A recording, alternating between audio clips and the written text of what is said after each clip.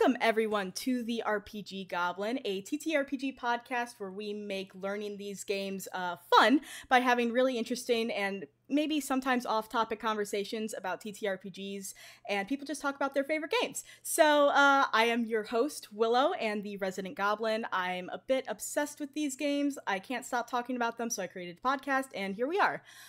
For today's episode, I just want to preface it with saying you are all cursed now. If you are going to be listening to this episode, you're cursed. Even if you've got to this point, you're cursed. And that is because we are going to be talking about a game called Don't Play This Game. And anytime that you basically get exposed to it, that means you're cursed. And the only way to get rid of that curse is by, well, playing the game. And so to talk about Don't Play This Game, we have one of the designers here, Barney, to talk about the game and chat with us. So Barney, would you like to introduce yourself, tell everyone, I guess, who you are, where people can find you, and all of that fun stuff?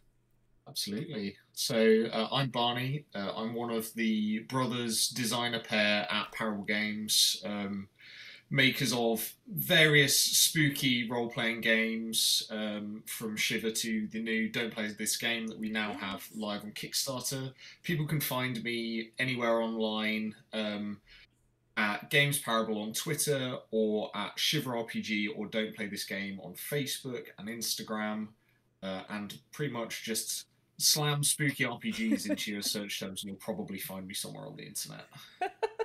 Yes, which I, again, think is fantastic, and I'd love to talk a bit more about, like, the company and the idea behind it and all of that. But first, I think that, we should say, yes, Don't Play This Game is on Kickstarter, and by the time this is releasing, which should be on October 20th, the Kickstarter is still going, and the link for it will be in the description of this episode so that you can go get the game, because you're cursed now and you have to play it now. So that's it's just required at this point. But I just want to get that out of the way, and I think to kind of start, I would love to talk about I guess, like, the origin of the Parable Games company. You mentioned that it is you and your brother who kind of run this company together. What got it started? So, I've been in tabletop games pretty much my entire professional career. I started out straight out of university with a game store, which I run in Nottingham. Mm-hmm. And Parable Games started when, well, the initial genesis of Parable Games started when my brother came to me one Christmas with scrawled notes in a little notebook about this game that he'd like jammed together that he was playing with his friends at university. Mm-hmm. And I took a look over it and I was like, oh, this is really good. We should have a go at making this. And so we spent a while sort of playing around with it, getting it to the point where we could play test it. Mm-hmm. And then COVID happened.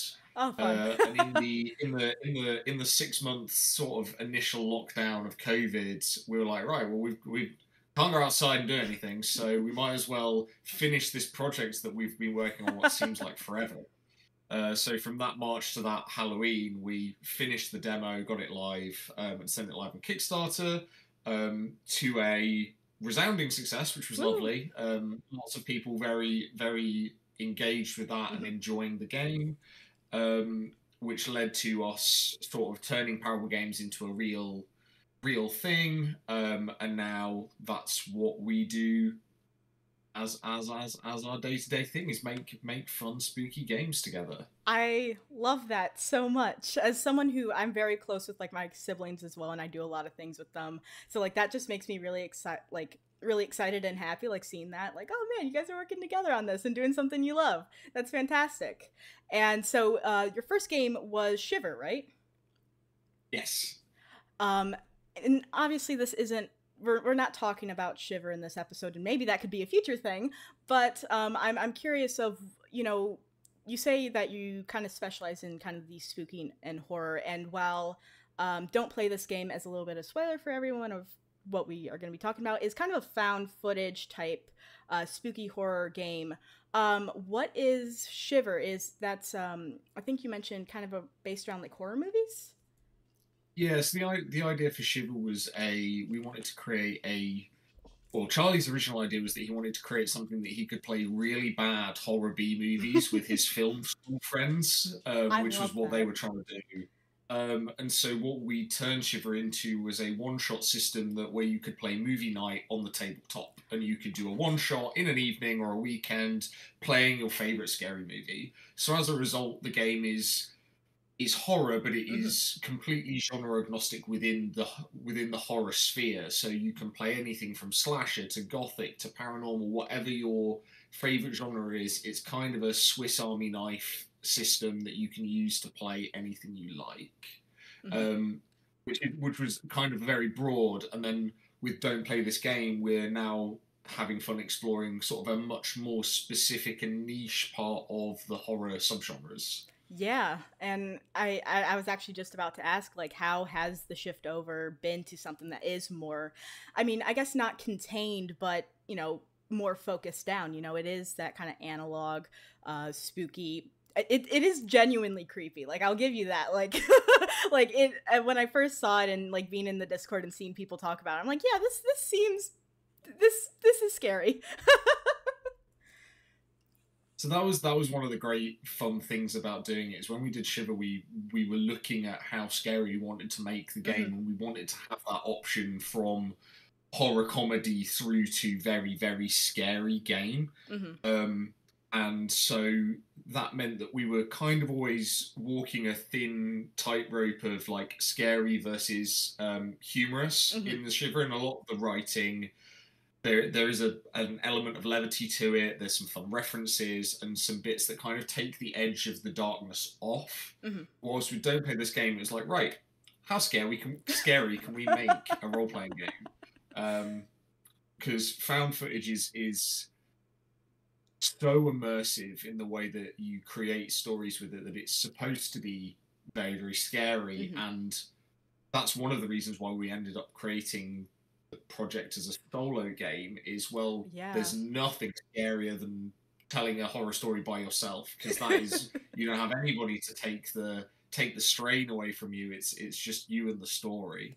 Yeah, you're all alone. And like there is seriously nothing scarier than being alone and having to go through that. And I just absolutely love it. And since we're like, starting to get a bit into Don't Play This Game, I guess for everyone who's listening who has no idea what this project is yet, can you explain the base premise of Don't Play This Game for everyone? Yeah, so in Don't Play This Game, you take on the role of a character or yourself Hmm. who has been cursed by a malevolent entity to play a game. And what the entity wants you to do is record your experience playing the game as you have a worse and worse time as things start to happen to you. And how that takes sort of shape within the gameplay is you receive events from the entity. Hmm. And as those events unfold, you record each one and what happens to your character, how your character feels, and then create something in your records to show that. So Hmm. that could be writing a journal entry, it could be taking a photo of something, it could be going out and videoing in the woods. Whatever the event asks will give you a kind of a prompt towards what you should be creating as part of your character's story. Hmm. And then that cycle just repeats over and over again. So you have an event, you record what happens to your character in whatever kind of media that you want, Hmm. and then you have another event, and you keep recording until you create this condensed sort of artifact of the story of your character through their experience playing the game. So cool. And that's kind of your story loop. Yeah.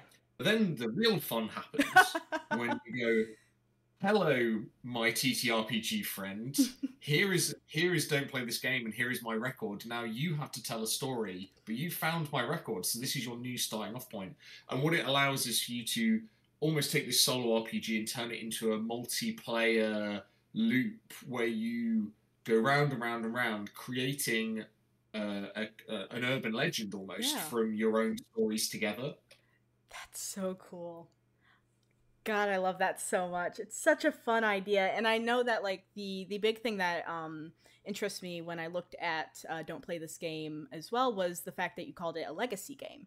You know, that it was something that could be replayed over and over and over again, and you could get different stories. And so, is that just within like sharing it with your friends, or even if you decide to play it yourself over again, you can also get different Oh stories? yeah, no, absolutely. You can get different stories yourself as well. So the demo that we've put out is a linear 10 event story, Mm-hmm. but in the full game it will be a multi-branching narrative where your movement from event to event is semi-random. Mm-hmm. We have um, taken the events and kind of clustered them into um, how you would normally structure a found footage horror movie or a Yeah. found footage story.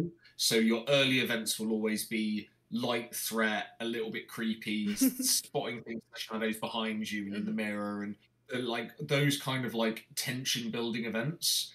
And then you'll move through into more high intensity and more high intensity until Yeah. your kind of final confrontation with the entity.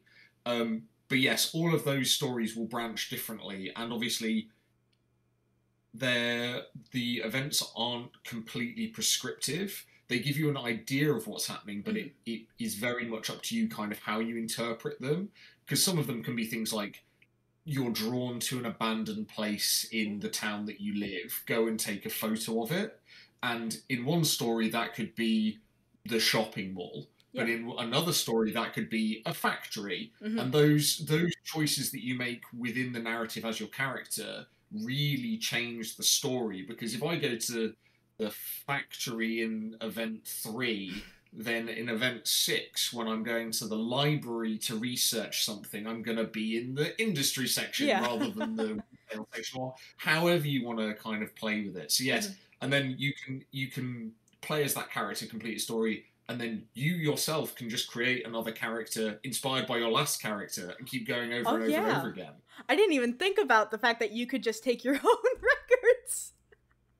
No, that makes so much sense though, and that would be so interesting to then, because it's almost like being able to use a big notebook that you have dedicated to this game again, and like be able to actually use that versus I have tons of game notebooks from campaigns that I've run or played in, and they're full of all kinds of stuff, and it's like I could always flip through it, but like the fact that you could actually use it for the next playthrough or to give your friend as their playthrough for it, I think that's really genius, and that also like for like the people playing, they're gonna put more effort into making this an actual like experience, like they're gonna make this notebook seem really creepy. Could even like print out photos, like you said, like going out to take a photo of like an abandoned factory.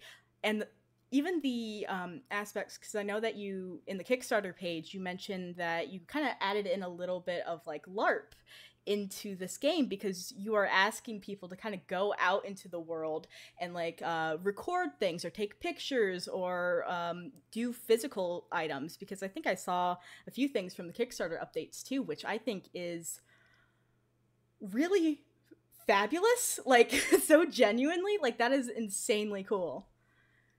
Yeah, it was something that we were really interested in doing because again, it's part of that like, well, what's really scary, Mm-hmm. and actually going out and interfacing with the world and finding locations that have atmosphere really adds to that role playing experience.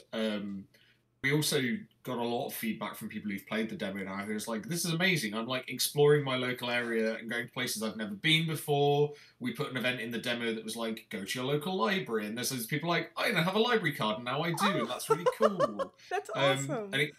it kind of increases that immersive storytelling by combining the multimedia creation of like story elements, be they Mm-hmm. photos, text, video, etc., but then combining that with actually going out into the world.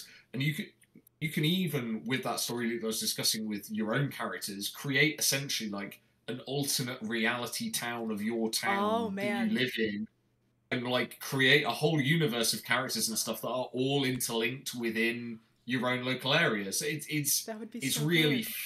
fun on that front. Yeah. Yeah, no, it is so like you know, of course, like TTRPGs are interactive. You're playing them, stuff like that. But like this feels interactive on a much different level, and especially within like a community too.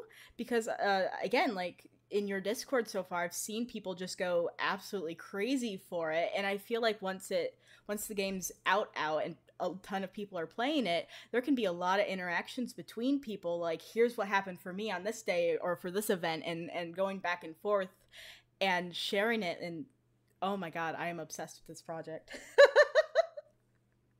Yeah, This is so so one of the cool. really nice things we kind of tapped into almost accidentally, and we kind of thought about it a bit, because when we were designing it, one of the inspirations was like those old school chain emails and chain letters that you'd Oh get, and it's yeah. like, you must share this or you will be cursed. That kind of idea. Hmm. And that kind of that plugged into this idea of the old school gaming by email that used Hmm. to exist in the early internet. Oh And really? even gaming by post used to be a thing. And now that we have like modern technology, it's really easy for the people in the Discord to go, here's my record, and for somebody else to grab that record and then do another story inspired by it. Yeah. And you have stories that are crossing country borders and stories that are just like, yeah, really spreading that curse far and wide. As it Oh my god, I also just love the idea of the curse too. It's like, okay, you looked at this Kickstarter, you're cursed. Like, yeah, that's it's over now. You know?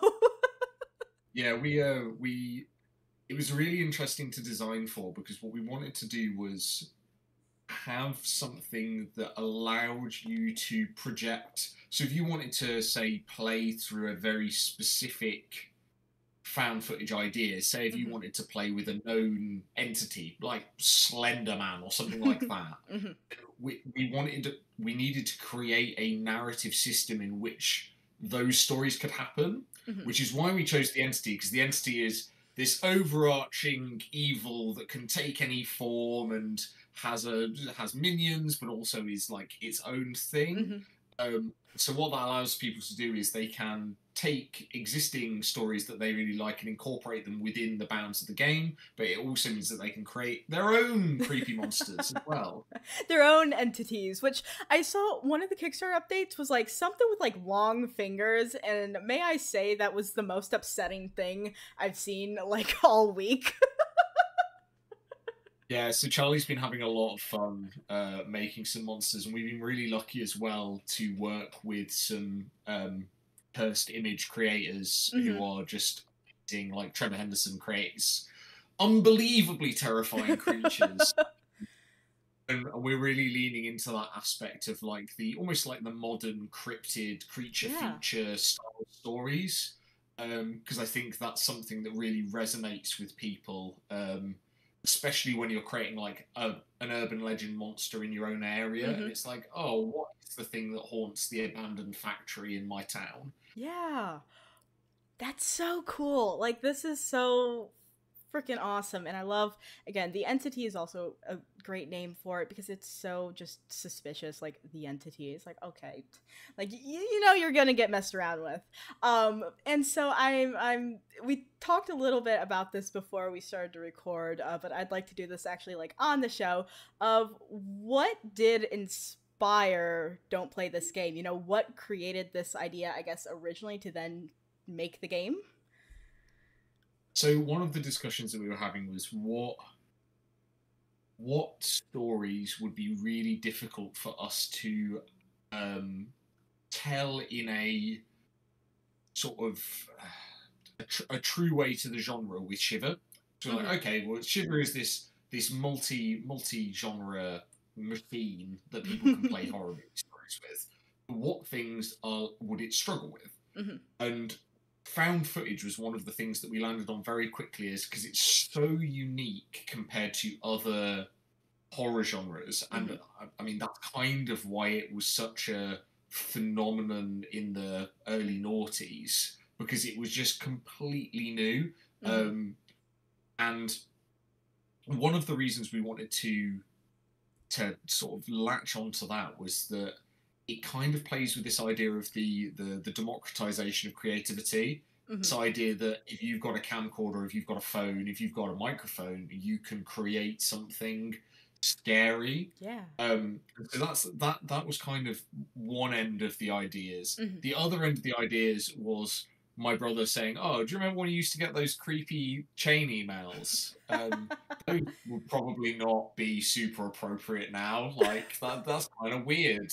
I can't believe that they used to be a thing." And we were like, "Oh, well, what if we made a game like that? That'd be really spooky, wouldn't it?" It would So be, and it is. yeah. And so we're kind of just exploring that idea, Mm-hmm. and then it's like, well, how would we kind of mash these elements together? We were very interested in the idea of solo role playing anyway, because Yeah. it's quite new within the role playing game space as a concept. And so we'd been digging into that and reading a bunch of games that had come out, and Mm-hmm. we're like, okay, well, we'd like to have a crack at making something like that, but how would we do it for a horror setting? Mm-hmm. And so it's like, right, we want to make a solo game, we want to make a found footage game, and so we're just going to smash those two ideas together and see where we get to. And it kind of just snowballed from there, really. I was actually saying on another podcast, they're asking like, how did you develop the demo? And we wrote the demo in a 16 hours drive effectively from where we are in central UK to Scotland, because we were up there for a convention at Tabletop Scotland. And in the drive to and from the convention, we essentially skeletoned out the demo That's so good. and created it whilst driving through like the Scottish Highlands, which was very atmospheric and spooky, which is fun. That's such a good story. And so like before the demo, I mean, how much were you playing around with like the idea of mechanics? You know, was the demo the first real look at like bringing this game to life, or did you have some ideas you were already playing with before? Yeah, so we were kind of writing the demo as we were going, Mm-hmm. but the demo definitely got fleshed out beyond the skeleton that we wrote in that car drive. The initial concept was we had this idea of the story loop. That was like the first thing that we landed on, is like, well, this idea that you can play a story and then the story essentially can repeat itself infinitely through the events being fed by the previous story. And then we had to work out, well, there are some things that we need to provide as constraints to the story to provide threat. So there are things like, okay, we need to work out how we're going to track a character's health. We need to track what resources are we going to track, and how are we going to do that? Are we going to go down the route of individual items? Are we going to say, you've got a dagger, or you've got a pistol? Or are we going to say something else? And that's how we landed on the artifact resource friend style system, where it's, okay, we're going to keep those the inventory tracking system very broad, so that you can interpret what that means within the bounds of your story. So that if we're saying, go to the abandoned location and find a thing, put it in your inventory as an artifact or a resource, then you as the player can insert yourself into that artifact or resource and make it relevant to your story. Yeah. Which is quite interesting, because for Shiver it's very prescriptive. It's like, you go in the box and you find a shotgun. And it's a different style of storytelling. I think the other elements that we were playing around with is Shiver uses narrative dice, and they're fully symbolic. And for Don't Paly His Game, we wanted to have no barrier to entry on that front at all. So we just went with a traditional sort of poly set, mostly because we could imagine this being the kind of thing that somebody might just like ship to somebody, and it's like, roll a dice, just making sure that if you need to roll a dice, you might have some to hand anyway. Yeah. I mean, most people who play these games have at least like 30 sets. I mean, like, they can spare something. No, but I love keeping that in mind, though, of like, you know, because part of the game is the idea that you can go send it off to a friend, and not everyone has like friends in their immediate area. Like, you could even almost like I've seen, I think it's Curtico is a solo game that has mechanics for even like having like a pen pal within the game. And I love how, you know, this, you could have like, you know, an actual person that you give it to, or you can like send it to anyone you know across the world. Like, hey, here you go. Here's the game. Go play it and don't die, I guess. I hope.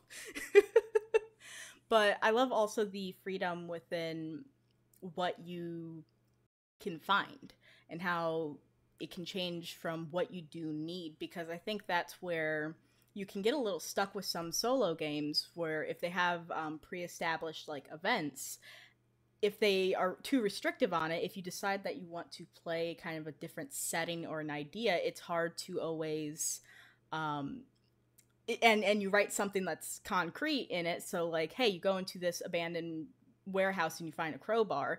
Maybe in another person's setting that doesn't make sense in this situation, or they don't need it. So I love having that that openness that people can interpret how they want, which I think is a fantastic direction to take a solo game. Yeah, we were also very aware that like people may want to play their story in a different time setting. Mm-hmm. Because we have alongside the core game, we have the inheritance boxes, which are the expansions for the game, really, and mm-hmm. how they work is it's a box set that has a booklet expansion for the game with new events and a storyline, but it's a much more specific. We call them curse threads. So the idea that they are a collection of records found by us that are all about a similar branch of the entity's existence. Mm-hmm. So, and within those, you'll have a booklet and then a record, essentially, of a previous player. Mm-hmm. That will inspire your story. So you'll have a record, it'll have artifacts. So we have a bunch of those, and they range from things like the toy box, which is a slightly more modern story, mm-hmm. to the factory, which is like a Victorian era story, and then we have the dig as well, which is very sort of early Victorian style story. Mm-hmm. And we're aware that some people would want to play those as a modern story with them investigating history, mm-hmm. whilst others would be like, no, I want to investigate right now in Victorian London.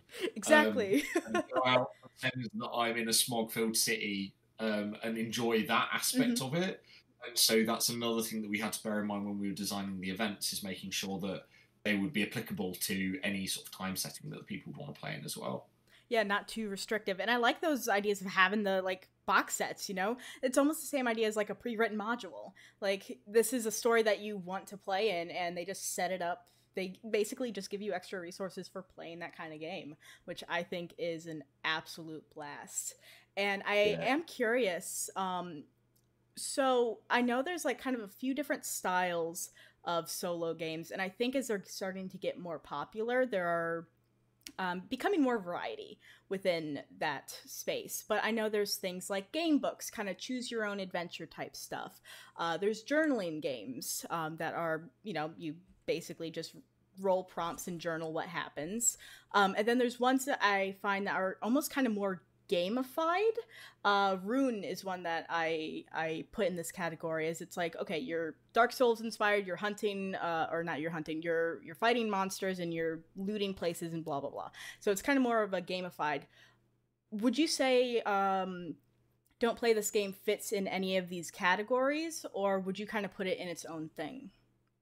So I think in terms of those like three categories, I'd say the one it's closest to is probably journaling. Mm-hmm. But to be honest, one of the things that we wanted to do was take lots of elements of different solo role-playing games and mash them together and do something completely new. Yeah, makes sense. That I think is where the multimedia and the getting people out of, like, away from the tabletop and actually into the outside world mm-hmm. takes it kind of beyond that journaling element, because it's not just prescriptive prompts that you're working with. There's a lot more elements feeding into your story. So yeah, we're kind of shooting really to turn it into its own category of solo game, because we think it's something quite unique in that respect. I completely agree. And I was already thinking that journaling would probably make the most sense if it were to fit into anything, because you are keeping that record. Now the fact that it's not just journaling does make it completely different. And again, I love the real world elements so very much. But yeah, no, I think that's fantastic, and I love that's kind of a goal, make this its own thing. And I'm just curious if you think that your experience with creating Don't Play This Game so far, do you think that you may experiment with doing other solo games in the future? Yeah, absolutely. And I think because the response to this has been so good on Mm-hmm. Kickstarter, like it's been unbelievably popular, and the things that people are creating on our Discord are amazing, and Mm-hmm. it's we had an idea of how we thought people would play it in our heads, Mm-hmm. and we've put it out into the world, and that is exactly what they're doing with it. And sometimes they're even thinking of stuff that we haven't even thought of yet. I love And that. so we're we're definitely very much on the line of, okay, this multimedia solo storytelling is a thing Mm-hmm. that people are hungry for. So now we can start looking at, okay, well, what if we did a different style of solo RPG? How do we do that? Mm-hmm. And we have, I mean, we have lists and lists and lists of games that we want to make, because as is the way as a games designer, every other week you come up with something new that you want to make, and it's all about trying to work out which ones you should make and which ones the most amount of people are going to get the most amount of joy from. Absolutely, and I love that. Now I'm really excited to see what you may do past Don't Play This Game, which I'm already excited about Don't Play This Game, so I'm just invested and excited about all of the things that you guys are doing. And which now I want to get Shiver as well, so it's a whole thing. Oops, microphone. But yeah, no, that's seriously amazing. And I'd like to ask, how does generating the events work in Don't Play This Game? Are there tables that you're rolling as like you go by different days? How does it work? Yeah, so in the full version, it will be they're clustered, and then we'll have like a background system that Mm-hmm. as the player you kind of won't see, of how we've mapped it out in our crazy red string spider diagram of how all of these stories mix together. Uh-huh. But what you'll be doing is rolling dice or doing stuff depending based on outcomes. So Mm-hmm. like there are some stories where it's like story starts at the funeral of someone that's died, and Mm-hmm. that's just the start to your story that you've rolled up. And then you'll roll a d4 or a d6 or whatever dice it is, Mm-hmm. and that will take you to the next event. And that will be some of your elements of progression. But then Mm-hmm. there will be some that are narrative driven. So it's okay, you come to a crossroads. There's an example in the book, which is you get offered a deal by a shady thing that you're not sure if it's the entity or something Yeah. else.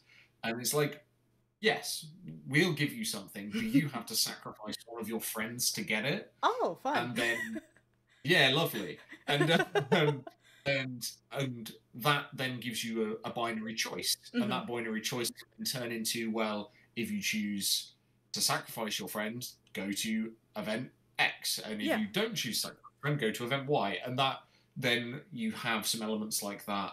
I know that in one of the inheritance boxes we're planning to include some old coins that we're going to ask people to flip as part Ooh. of their like, yeah, like flip a coin and see what happens to you kind of job. I love that. Terrifying, but I love that. Your fate Absolutely. Well, rests in a coin. just the weirdest thing that we've done so far for this project is I had to source some dolls' heads, just the heads, Mm-hmm. for one of the box sets. Because yeah, the doll's head is a key artifact in the story. That's so good. It's like nothing suspicious happening here. I just need some dolls' heads, perfectly innocent. We're not sacrificing it to some strange being. It's fine. We're good. Yeah, and people are just going to receive the things that they've backed on Kickstarter, and it's like, oh, I have a doll's head in my TTRPG expansion, which, which is cool. Like, and that's why I love designing the inheritance Yeah. boxes, because we were like, well, what is the how would you do a module for this game? Like, what would you do, and how, like, what unique elements of the design can you bring into it? And I was like, well, you can just make a box of really cool stuff, and then you get into this like really interesting eco almost creativity. So a lot of what we're trying to do with those boxes is go to secondhand stores, go to charity shops, go to car boot sales, go to flea markets, and collect like really cool things, and then adapt them into stories and stuff. So we can just go out and find like a really cool box of old photos that then we're gonna distress and turn into artifacts. For us as from a creative perspective, that's really fun, because we could almost take some of these box sets with no idea of what we're going to do, go out into the world and try and recycle some old stuff into TTRPG expansion, which is really fun. And then we can encourage other people to do the same thing, where it's like, go to your local scrap store, go to your local flea market, and find something that you want to turn into an artifact. Yeah, that's so cool. And I could even imagine like people who would play this game even making boxes that they could give to friends. Like, here's a box of just random artifacts that we have, and here you go. Figure out something to do with it. I love that. And I love also the repurposing too. Like, you know, just all this weird stuff. I mean, and it fits perfectly within the theme. So cool. Yeah, and you can do it digitally as well, which is really nice. You can create like so one of the things that we're looking at doing is like, we could just send people like a USB drive full of like cursed videos and artifacts and audio and all that kind of stuff. Yes. And that's really good if you're playing long distance with friends and stuff. And it's like, right, we're going to do this, but the whole thing is going to be digital. So any artifacts that you make have to be digitally available. So you can even do your full record as like an audio diary or a vlog, and you don't have to write anything if you're not a writer, but you can talk. And that's a great way to record your experience as well. And we're having that now with some podcasts that are now coming out, which are we're playing the game and we're turning it into almost like an audio drama of me playing the game. Yeah. Yeah, and I can even see, like, especially if people are, like, fans of the Magnus Archives, and I think, oh god, I never remember, it's, like, something Night and Vale, I like all those types of things that are, like, you know, those spooky audio dramas, like, you could do that, but you could be playing a game, like, you don't have to create it yourself, you could just be narrating what happens. That is so seriously cool. Now I want to do that. If people want to listen to any of those, we have quite a few on the Kickstarter page under the Cursed Community section, so you can go listen to. We worked with Trevor Henderson and the guys at Bloody Disgusting to make a special episode of Mayfair Watchers Society, which is their kind of found footage, cryptid style audio drama podcast, and there's a Don't Play This Game episode of that is awesome. Amazing, and is one of the creepiest things I've ever heard, so it's brilliant. It's a really good listen. That's so good. And I'm curious, you know, seeing all of this feedback and seeing people actually using the game and playing the game, how does it feel as the designer? Like, you know, it's just the demo now. Like, it's not even the full game out. It's amazing. Like, I get to go on the Discord in the morning and just cheers me up. Like, it's so great. Like, just see all of this cool stuff that people are creating. And, like, that's the whole reason we make games, is to like getting that buzz of seeing people play a thing that you've made from like scratches on a notebook into like a full cohesive thing is the best bit of being a game designer, is seeing people going, yes, that is what I want to do with my spare time to bring me joy. And so that's like the ultimate reward, really.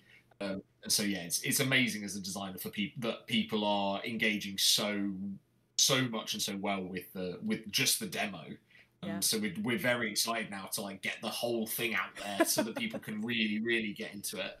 Yeah, no, I bet it's seriously amazing. And I'm curious, so with the Kickstarter going right now, how much of the game do you have complete so far?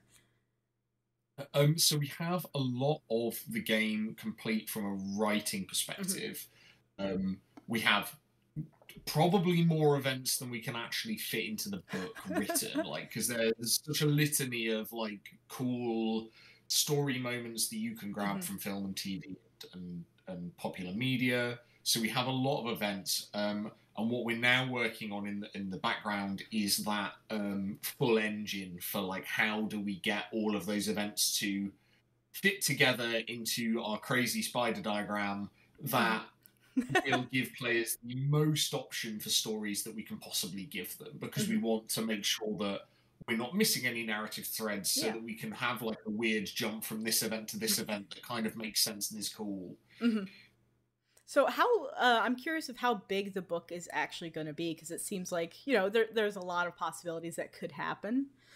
So the demo's like mid 20 pages, and we're saying that the book is going to be at least 100 pages, but a lot of that is going to depend on things like we have some stretch goals that are adding art, and we just announced one this week that is the avatars of the entity section, which is where kind of the creepy long hand and the umbrella man and all of these monsters that we're showing off are, which are like, are they part of the entity? Are they somebody who played the game and got cursed really bad, and now they kind of work for the entity? Like, there's this whole kind of almost lore section that we want to add for people to create their own avatars of the entity. And so that, obviously, depending on how big that section gets, will add to the book. So for now, this is kind of almost how all of the Kickstarters go, is we say it's a page number and then it usually ends up being bigger. Shiver Gothic, when we initially did the Kickstarter, I think we said it was 200 pages, and by the end of it was 320. Oh wow. So like it's the creative bloat can be really, really big when you're getting deep into the project and trying to make sure that you're making the best possible version of the game. So for now, 100 plus pages is all I've got. That's the most information. That's totally fair. No, I'm just curious because like I can just see this being like a tome, and obviously that's not the most achievable thing to do and print and all of that, but like I could fully see it, and I could even see, you know, there being expansions of Don't Play This Game too. I mean, that's kind of the idea with the boxes, right? Yes, we want to make sure that the core game book is a manageable size, because a lot of what we're trying to do as well is create games that give access to people who haven't necessarily role played before. And so the big weighty, you could kill a man with that sized books aren't like necessarily conducive to introducing new players into the hobby. No. So we want to make sure that's condensed, and then we can kind of like drag a few extra events into the box sets and expansions as we go, to make sure that people have that breadth of playability as well. Yeah, absolutely. And I love that. And I think that's something I've appreciated a lot in the TTRPG scene recently, is people going for accessibility, you know? We want to keep it simple. We want to keep it easy for people to pick up and play. I know a lot of people have gone with even D6 systems, because it's like, if anyone has any dice in their house, it's usually going to be a D6 or something like that. You know, going for something that is manageable for someone to pick up and not feel completely intimidated by is absolutely perfect. And it's interesting too, because Don't Play This Game would be a really, really interesting start to someone's like role-playing career. Like if that was the first thing that you picked up as as a new player, and like that was your experience, and then you got into the much larger hobby, that would, I feel like, be a little bit of a culture shock. Like, okay, what are these games? I'm only used to this really cool analog horror game. Yeah, definitely. I think it's an interesting like road in, for sure. For sure, yeah. And that's kind of what we did. That's kind of what we're trying to do with all our games, because Shiver as well, we designed to be very beginner friendly, short stories, really easy to relate to, because it's all pop culture inspired, so you can just grab whatever your favorite thing is and start playing it. And we've had loads of people now, because we do lots of conventions and lots of events, going out and trying to spread role-playing, obviously introduce people to our games. And so we've had people now where Shiver is the first role-playing game that they've ever played, and that's really cool. Yeah. Like, that's like the big dream. It's like, oh wow, we've sent you on the long, scary road of role-playing as a hobby now. That's it. I'm sorry that I've stolen your time. Good luck. Yeah, good luck. It's an addiction. That's a hobby for life. Yeah, absolutely. No, I love that so much. And I love that, again, I just love that that's an actual goal, because there are definitely some TTRPGs that are easier to get into than others, and keeping it simple keeps it easy. And while my first TTRPG was D&D, we started off with like pre-generated sheets that didn't even have all the skills on it, and I'm like, I don't even know what's going on here, but I'm just gonna do what the person tells me to. And being able to actually understand the game a bit better and get a grasp of the rules within like just one session, I think is a much better way to introduce people. That's why I love running Powered by the Apocalypse games for especially new players. I've introduced 2-3 people into TTRPGs recently with one shots that they learn the rules of in the same session, and it just makes their lives easier, and it makes my life easier because I don't have to worry about them asking questions of, hey, can I use a crossbow? I'm like, well, it's not that like, these games aren't that complicated. You're good, you can use a crossbow. Yeah, no, for sure. It's I think that level of access is becoming more and more desirable as the sphere of nerddom expands, as it were, and more people are brought into the like, the mindset the nerds have, where it's like, oh yeah, well, I'm just going to do the thing that I want to do, and I don't care what anybody else thinks about it. And that's becoming a broader and broader mindset. It's like, I don't care what your hobbies are, as long as they're fun, who cares? Exactly. And that means that the breadth of people who want to pretend that they're a dwarf on a Wednesday night is expanding, which is great. So it's just making sure that people who like would not traditionally have like played those games have access to them. It's like one of the things we did with Shiver was like, okay, we have a bunch of friends who are dysnumerate that don't can't really do quick maths in their head, which for most of the TTRPG community isn't an issue, because you're usually pretty good at mental arithmetic if you're into TTRPGs as a crossover. And so we're like, right, well, we'll just design all our dice with symbols on, and then nobody has to do any maths. And it's like, it seems pretty simple. And people are like, oh yeah, this is exactly what we wanted. It's like, awesome. It paid off.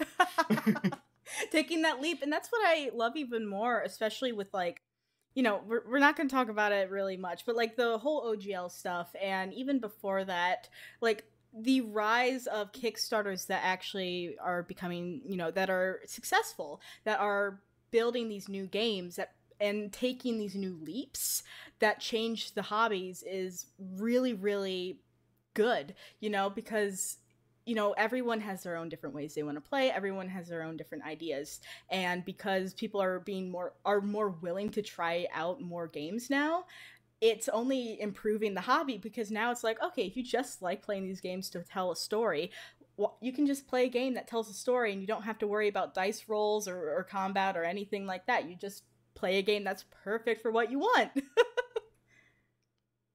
Yeah, and I mean, we're even now in the stage where people are developing games like Wanderhome that are like, there essentially is no combat. Exactly. And you can tell completely pastoral stories, and that's great. And that's one of the things that we've run into with, another thing that we ran into with Don't Play This Game was a lot of the stuff that was being created in the solo sort of arena was that sort of like cozy storytelling, very light, very easygoing. And we were like, well, I wonder if there's a section of like the solo, like people who want to play solo games that want something really like scary and hardcore. And turns out the answer was yes. Oh yeah, they did want. Actually, I have a game on my shelf, 7 Murders Till Midnight, which you are basically an investigator hunting down a serial killer. And it's like got all those dark themes in it. And like immediately when I saw that one, I'm like, yep, I'm getting the game. Because like, you are right. There is a lot of cozy and like self-discovery and a lot of those themes within most solo RPGs, which I think is amazing. Like, I love that. But at the same time, you want to try some different things. What does a horror solo RPG look like? And I think that, obviously the game isn't fully out yet, but I think so far with what I've heard and what I've seen of it, like, Don't Play This Game seems to nail it really, really well. Thank you very much. Well, people can decide for themselves if they want to go and try it out. They can head to the Kickstarter, and there's a link there to download the demo. So feel free to go. Scare yourself silly, should you choose. Yes, scare yourself silly. And so I am curious if within the game, when you're playing, do you do any, I guess, fleshing out of the entity, or does that always stay kind of a mystery? So it depends entirely on how you're approaching it. So the entity is, we, within the prompts in the events, never really try to give too much specificity to what the entity actually is. So there is an element of you, because we wanted to leave space for people who are creating the stories to interpret what the entity is within their own story worlds. We do have like bits that are more keyed into kind of how the entity works as a concept and how we view it within like the worlds that we're building. Yeah. So things like the avatars of the entity, which are not necessarily the entity, but perhaps like either minions, or they could be previous players that have been cursed to like essentially work for the entity, and going like, well, there are levels. Like you're not always and very rarely, in fact, are you interacting directly with the entity. Even if you defeat something that you think is the entity, perhaps it was just an avatar. Perhaps it wasn't even the entity at all. It was the entity sending you to fight something else. And so there's that level of mystery, and we want to maintain that level of mystery because I think having that empty space for people to fill with their own ideas about what the entity is and how they want it to work within their story is really important. Absolutely. No, I completely agree. And actually, with you just saying that, like, defeat something that may be the entity, is there, I guess, mechanics for combat within this game for interactions that are, violent? So there are some events that are confrontational in nature. The end of the demo has a showdown style event. There isn't mechanics for combat per se. It's something that we did look at, and I don't think we're going to end up adding it in as like a solid mechanic, because Yeah, I think that makes what sense. that does is it adds rules. Whilst if you keep the combat within the bounds of the narrative prompts within the events, you can then have the dice rolling within there. So the event that we have in the end of the demo works almost like a series of skill challenges where you're like have sections of the fight, almost like an old school video game boss fight where you have like stages to it, and you're trying to do different stuff and describing that.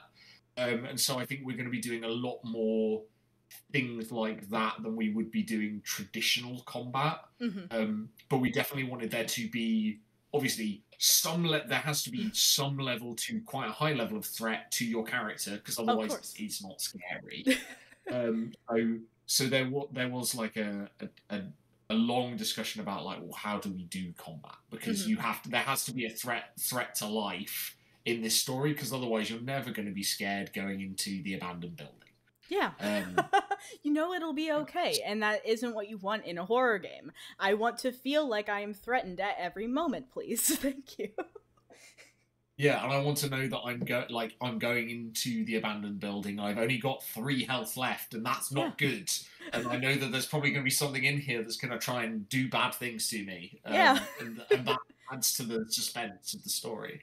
Absolutely, and I like the I was curious on the combat, because I think that that's something that solo RPGs can struggle with sometimes, with running combat, and it's not even necessarily a bad thing. I don't even know if it fits in most of these games most of the time, because I think it's more fun for it to be narrative and for it to be something that happens off of different events, or even get resolved by narrative ideas you have. Like, maybe you have a gun when you're like collecting items and artifacts throughout the game. Maybe you have a gun and you could decide to use that and not even do rolling. There could be a lot of options on how to resolve things, and I think keeping it open-ended like that is a very good idea. So I'm glad to hear there's not really like strong combat mechanics. Yeah, we wanted to definitely move away from like, it's the solo RPG, right? You've got to this section now. Get out your grid map and your Yeah. miniatures and start playing the story because it doesn't really fit with the rest of the concept. But yeah, like the idea of like, oh yes, we get to this event and it's like you can sacrifice a resource to win the fight effectively, and Exactly. then all Yeah. of the things that you've acquired in the mystery portion of the story, you can then bring to the fore in the later, more combat or conflict orientated sections. Yeah, I think that's actually something that I've seen a few times in Seven Murders Till Midnight. I haven't played it yet, but I've read through the book, or haven't read through the whole thing because I didn't want to spoil myself on the events. But I know that you can give up. You can give up clues that you get within the game. You can give up different aspects that you find to be able to avoid a consequence or something like that, but you're giving up precious materials. So I like that approach that you're taking with it as well, because I think that fits the theme of the game and fits the fact that, like, you know, there's some creepy shit going on, and it's not going to be cut and dry hero versus a monster or anything like that. Yeah, absolutely. Yeah, so that is fantastic. And so I know that there was another thing I was going to ask that I thought of right with the combat, and now I can't remember what it was. Oh, can you die in the game? Well, so this is the kind of fun part of Don't Play This Game is when you run out of health, you don't know what's happened to your character. Maybe they died. Maybe they've been enslaved by the entity. Maybe they've gone and run away to become a hermit, so they don't spread the curse any further. There's a whole swathe of options for you as when your character hits 0 health, and that then allows you, when you're passing on your record, to be like, well, my character could be dead, and like you could have your character be confirmed they're dead. Yeah, but it could also be your character is missing. And that's way more fun because there's so many more story options. But yes, your character can die, and that's all part of the threat to life as part of the suspense of the story. Oh, absolutely. Though I love the idea, especially if you're like planning to pass it off to a friend and something bad happens to your character, the health goes to 0, and like the notebook just kind of ends. And you could even like maybe construct like some sort of like missing poster or like a missing persons report or something like that and hand it off to the next person. I want that so bad. The ideas are endless. Yeah, it's just that's the beauty of it. Really, is it does, because of how that story loop works. You end up being able to create essentially limitless stories, as you would with the traditional role playing game.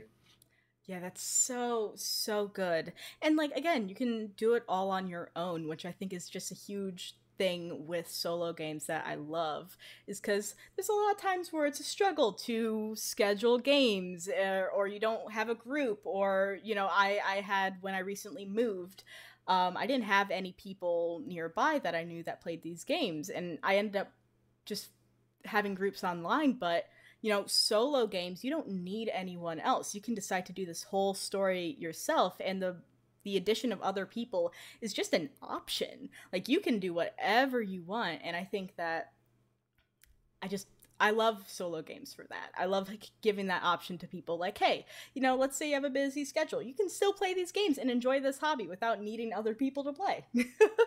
Yeah, absolutely. And so I'm curious if you have actually played through some of Don't Play This Game. I have, yes.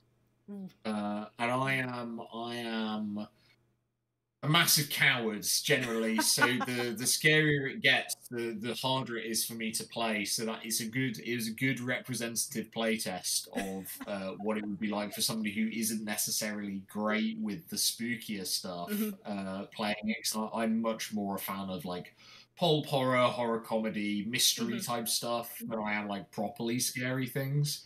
When I was playing it, the beauty of it is I feel like the more the more scared you are of those like scarier types of things, the better your ideas as a player are for the things that could be coming to get you. And so it kind of feeds into that terrifying cycle. But yes, I have played it. I have made some terribly cursed things, and it was very, very fun.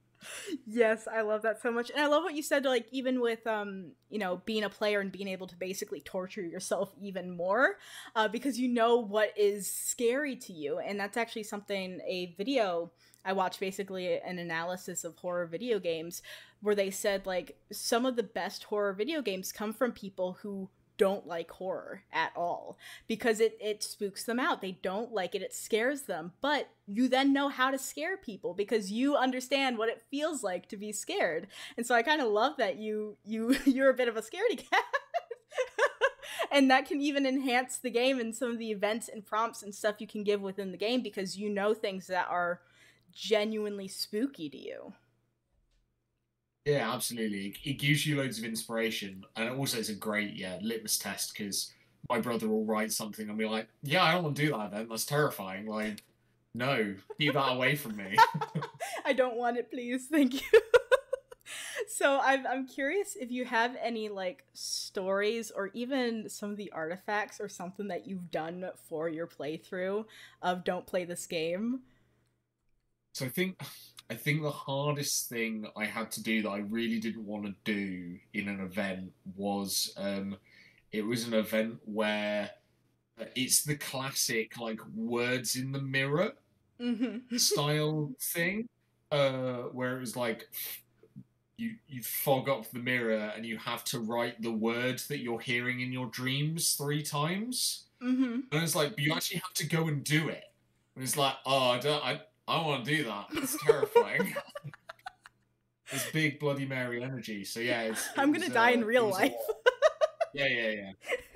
Yeah, but that's kind of the interesting thing with solo games is, and it was something we identified very early with this game, is like, right, we need to have very good safety tools in place because people will scare themselves silly with this game if we don't tell them like that they need to stop. Mm-hmm. But that's also quite good from a it's kind of scariness point of view, is you have the ultimate control over what is too far. Mm-hmm. So if I'm like, I don't want to write that in the mirror, I can stop. I can re-roll the event if I need to. Yeah. And so it kind of gives you that option. But yes, they're terrifying, very very scary. What are some other ones that we had to? I mean, some of the stuff that my brother has drawn for some of his playthroughs are just like, I mean, some of them we've shown in the in the Kickstarter are just like stuff that he had from various playthroughs that we're going to include in the game because they're some of the creepiest stuff he's made. Yeah, nightmare material. Yeah, I mean, his the way he draws is kind of very scratchy, very loose, and it gives that idea of like almost like an unknowable entity or evil, which is really really cool. Mm-hmm. But also from a, and this was another thing that we kind of had to work out from an illustrative and art style perspective for the game, is we wanted everything that we were putting into the book to be something that a player as a creator could reasonably think that they could make, be it a blurry photo or like a scrawled sketch or like an artifact that they found in a flea market. And so we wanted to make sure that we weren't doing all of this like very complicated or things that would require a lot of skill to create in terms of illustration. And going much more on the kind of low tech end, as is the analog horror way, really. I love that. And like, especially with the idea of like, if you decide to do recordings or anything like that, you can use your phone. Most people have a phone or something on hand that they can just say whatever they want to say. They can take videos, they can do those blurry photos.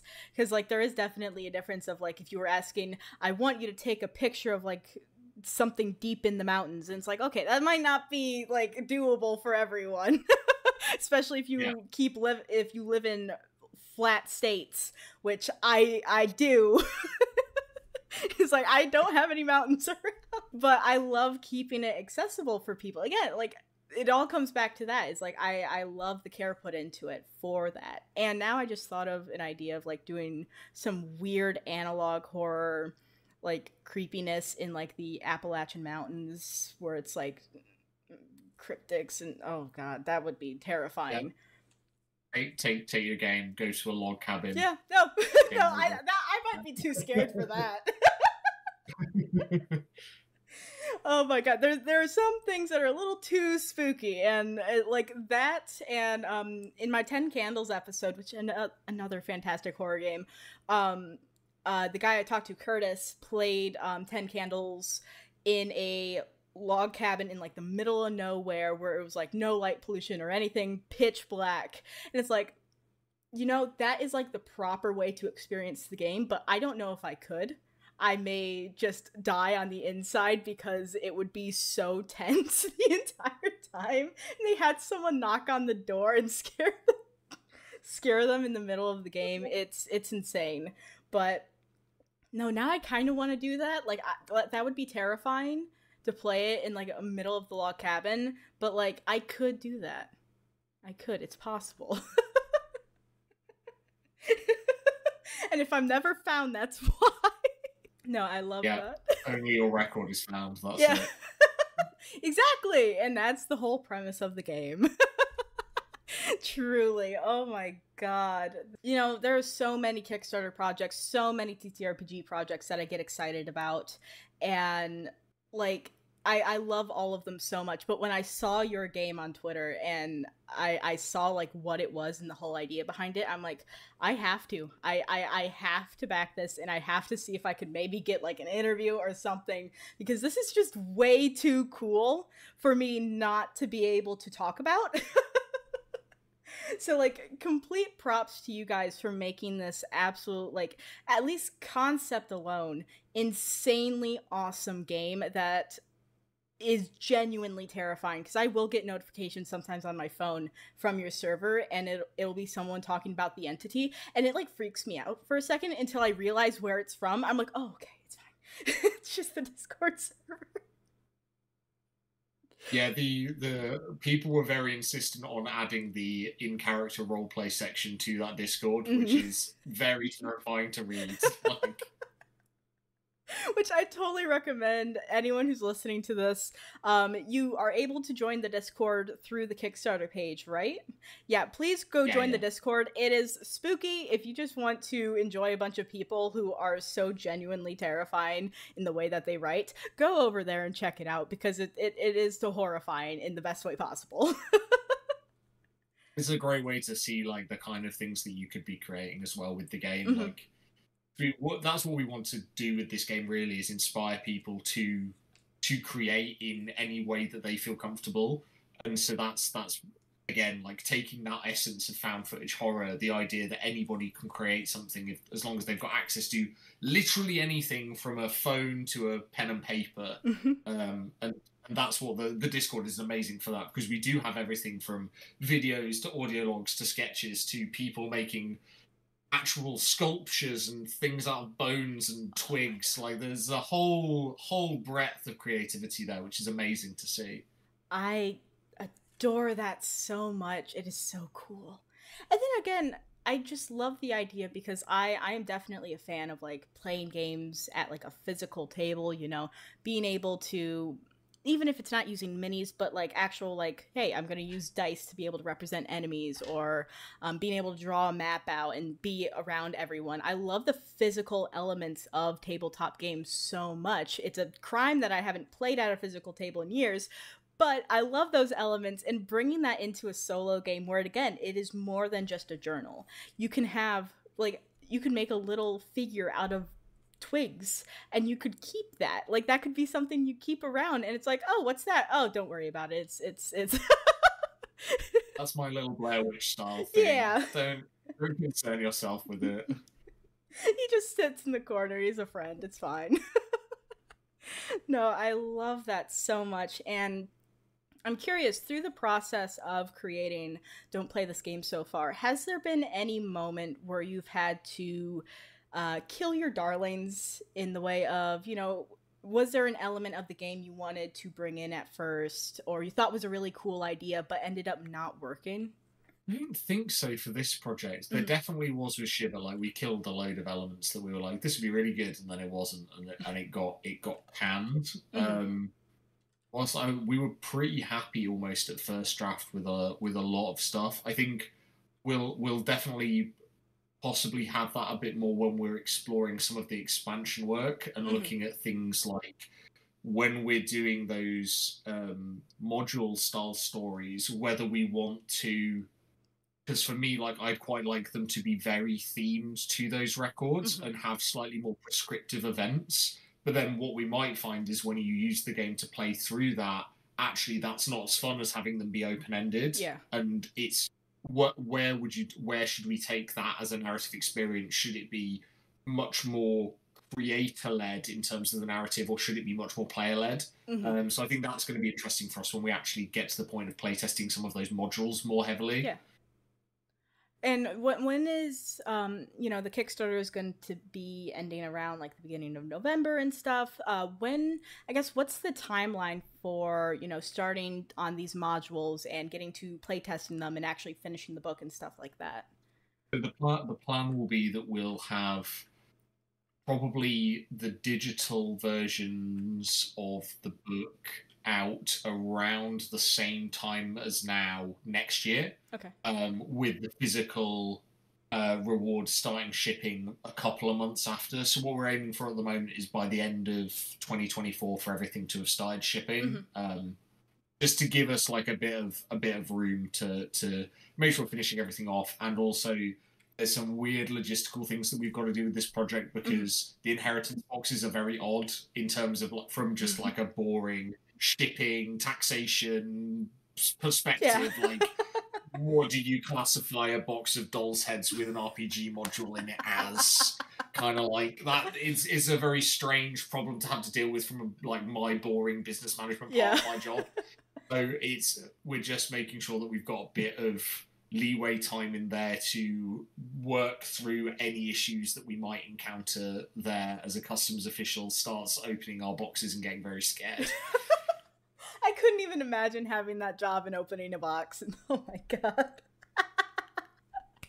And so I'm curious, are you planning on personally, fulfilling filling up and shipping out the inheritance boxes yourself?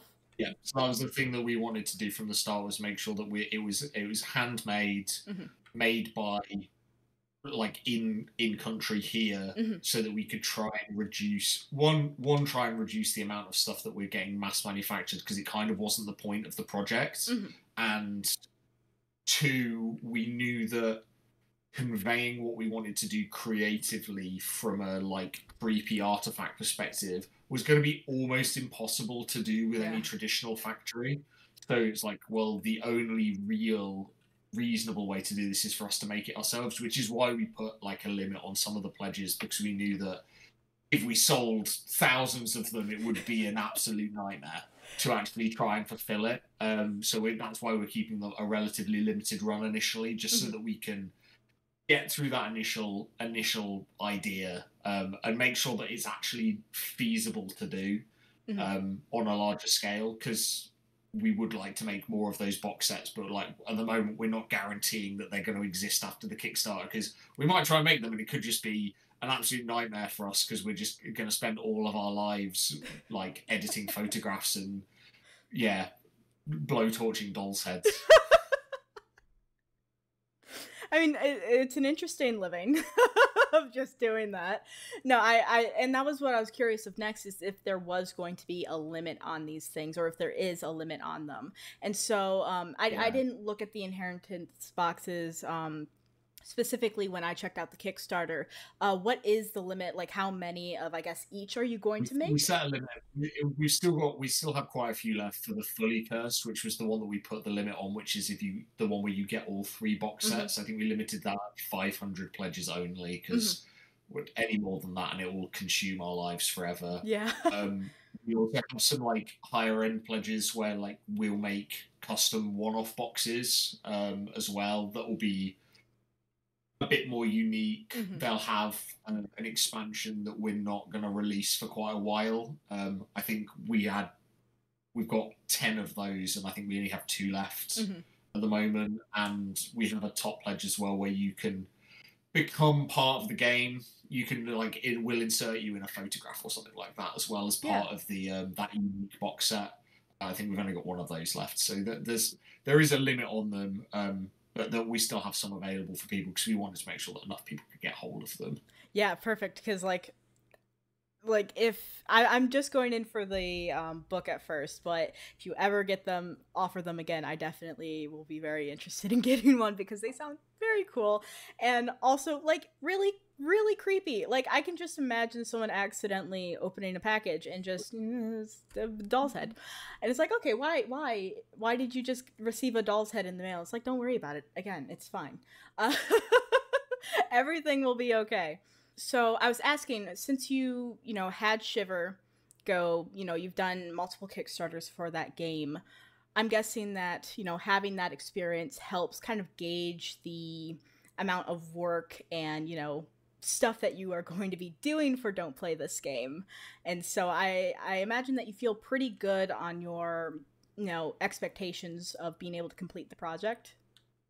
Oh yeah, so we're very happy that we're going to be able to complete the project. It's yeah, the more Kickstarters we do, the more pitfalls you discover, and we're very much taking a slow process of like how we're expanding what we're doing because we didn't want to run before we could walk, kind of thing. Oh yeah, for sure. So things like this project is the first project where we're going to have a Australia New Zealand hub to ship from as well, so that we could offer customs free shipping over there. And that's like been a learning curve as we've been going. So that's been interesting. But yeah, it's the more Kickstarters you do, the more kind of common pitfalls that we know what to avoid and what's going to take us more time than we initially expected, and that kind of thing.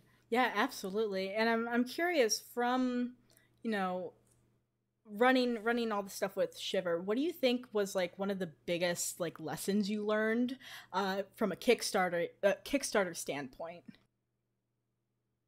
So I think one thing that I definitely am glad that I spent a lot of time planning on the first Kickstarter was working out how we were going to do our shipping, because I did a lot of research beforehand, had everything in place, so when the Kickstarter actually succeeded, I didn't have to suddenly scrabble and say like, oh, I don't actually know how I'm shipping this. I'd already worked out like how we were going to get stuff from the UK to the US and all of this kind of stuff.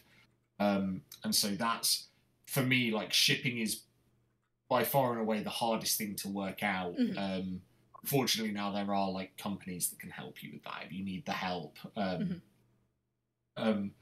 Is that and the marketing, but again, these are all things that I learned from my other business that I've kind of like dragged into Parable, and that kind of experience has helped a lot. Of course. Yeah, I mean, marketing's always a fun always a fun thing.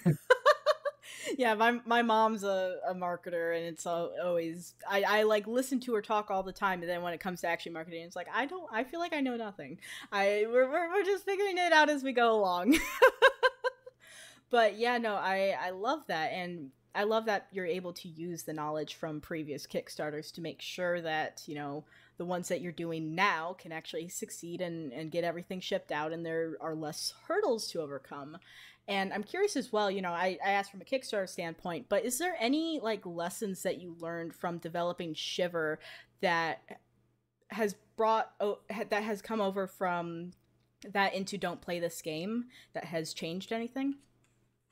Yeah, so I think we learned a lot about things like art process and the way that we're taking the game through the stages of like creation. So taking it from design to like plain text into layout and how that process works. Because a lot of what we were doing with Shiver was just like deeply inefficient and like awful. And we're like, oh, we're like filling gaps with illustrations like last minute just before we're going to the printers. It's like, this is all terrible. It should have been way better planned than this.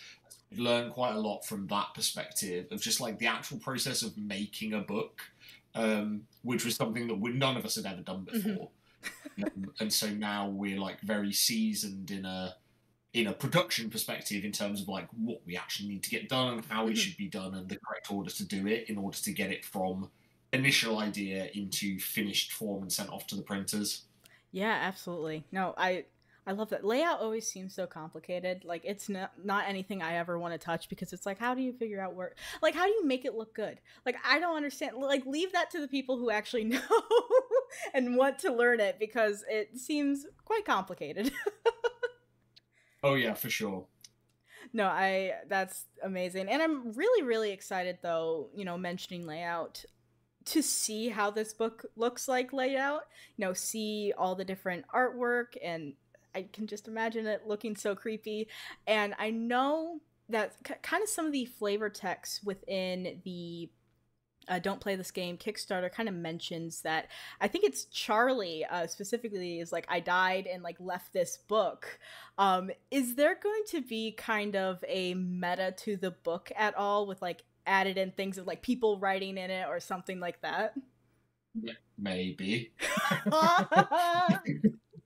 Yes. So that's one of the creative challenges that we wanted to do with the book is make it incredibly immersive. So things like it's all written in the first person and stuff like that. Yeah. Just to make my brother's life really hard. I was like why would we write a traditional rules manual when we could write a weird immersive one? So exactly. So that's what we're going for. So yeah, there's going to be all kinds of stuff like that in it. But it's going to be very fun. I can't wait. Like that is just such a specific like style that I think is so insanely fascinating. And like I feel like there's like no books that do it.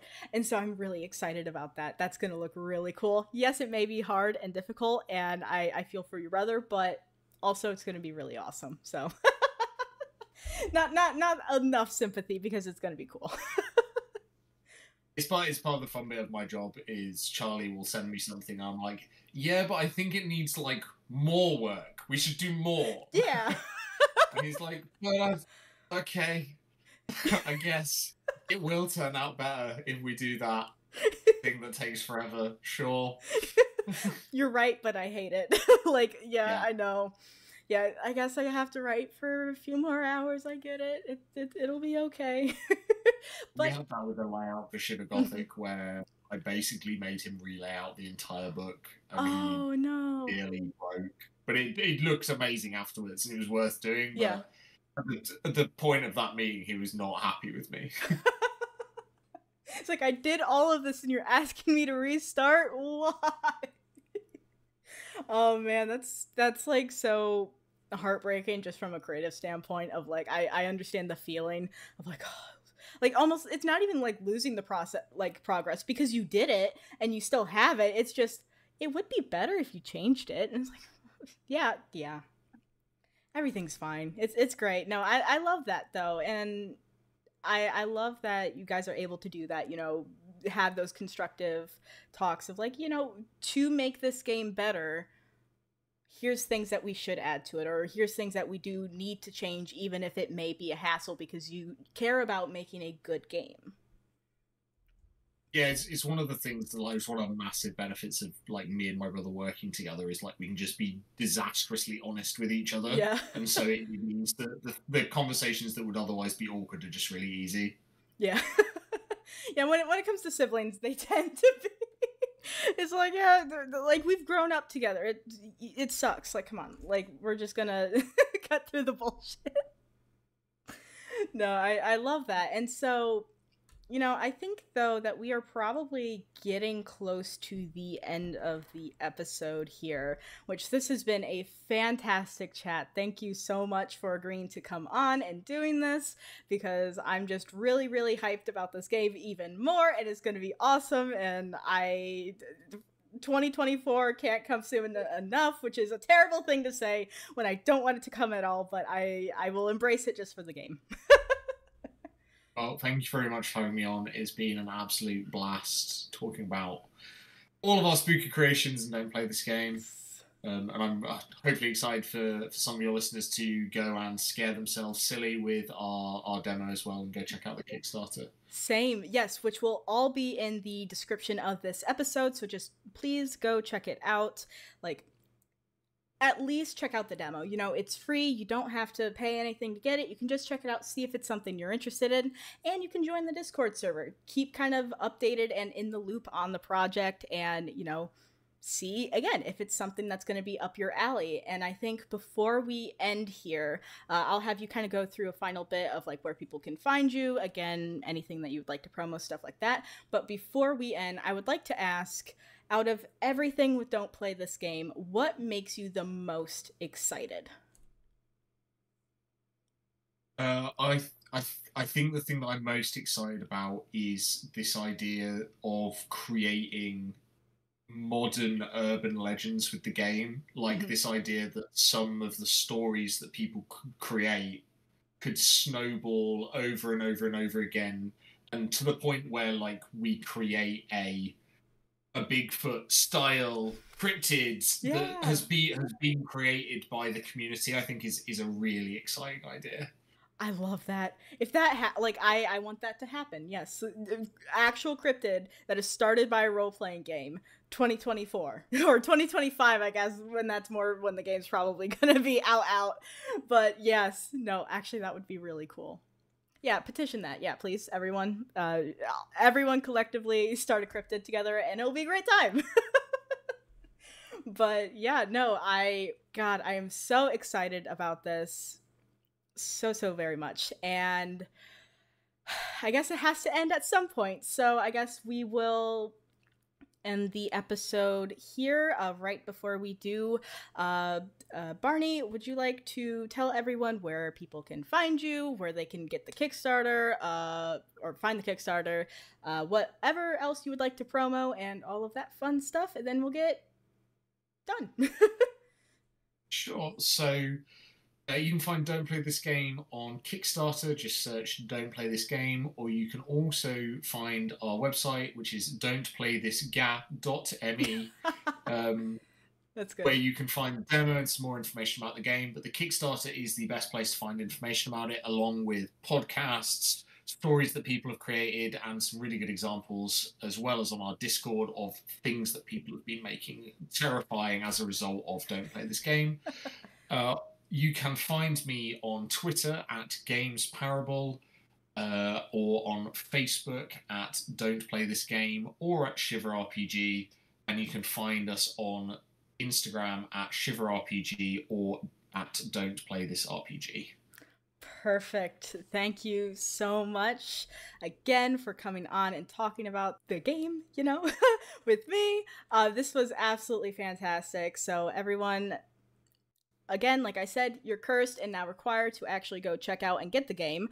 You know, whether or not you actually want to get it, it's fine. It's just you're still going to be cursed. So if you don't get it, you're going to be cursed. If you get it, then you can at least fight the curse. So it's up to you on what you want to do. But